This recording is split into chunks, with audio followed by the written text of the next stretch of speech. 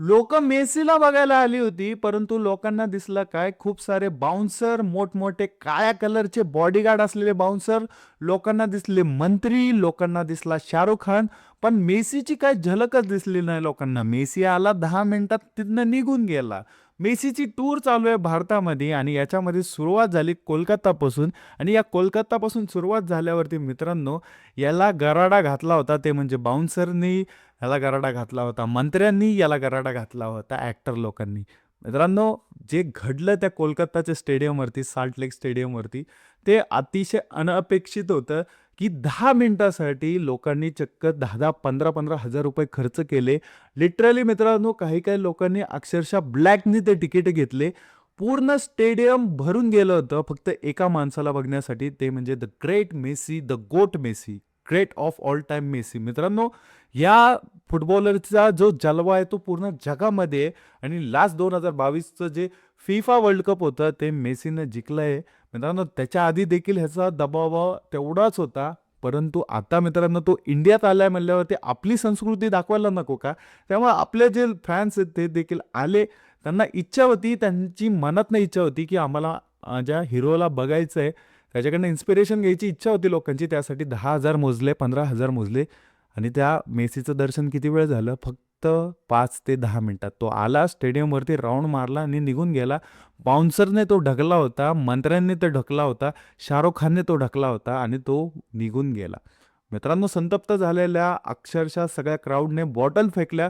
पूर्ण स्टेडियमवरती बॉटल फेकल्या मित्रांनो. त्यानंतर स्टेडियमवरती ते सगळे फॅन्स उतरले. तिथली जे पण तोडफोड त्यांनी केली, मंडप उकडून टाकला, सगळ्या गोष्टी ते करायला लागलेत. फुल तमाशा दाखवायला लागला. म्हणजेच काय मित्रांनो, ह्याच्यामधनं आपलं पण स्पष्ट झालं, मेसीला पण कळलं असेल इथं जनावर आहेत.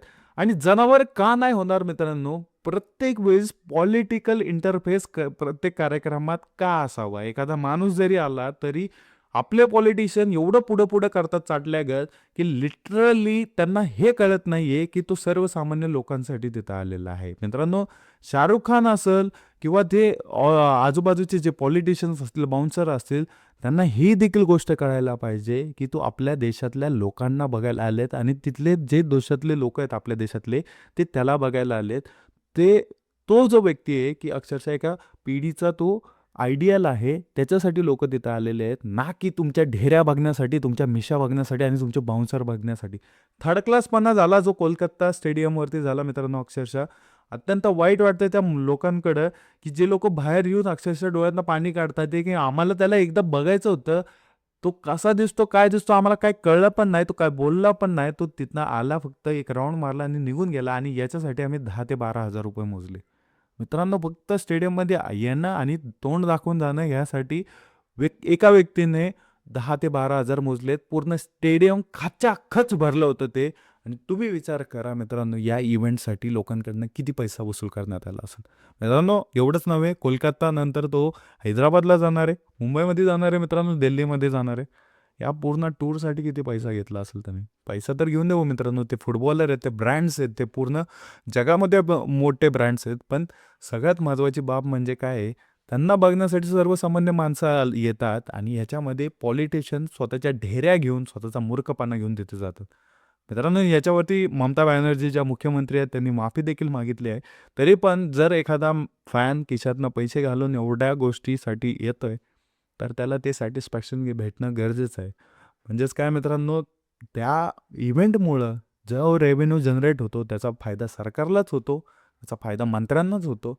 परंतु या सगळ्या घाणेरड्या गोष्टीमध्ये जी मनाची इच्छा बाळगणारे फॅन असतात, मनापासून बघायचं असतं त्यांना, त्यांचं देखील नुकसान होतं मित्रांनो. आता याच्यावरती अपॉलॉजी जरी मागितली, याच्यावरती माफी जरी मागितली तरी काही फायदा नाही. आणि यामध्ये मित्रांनो पूर्ण स्टेडियममध्ये जे फॅन्स आहेत ते शिरलेले आहेत. पूर्ण राडारोडा चालू आहे त्या स्टेडियमवरती. काय असेल तर अपडेट मी तुम्हाला देत राहील. भेटूया पुढच्या व्हिडिओमध्ये. जय हिंद, जय महाराष्ट्र.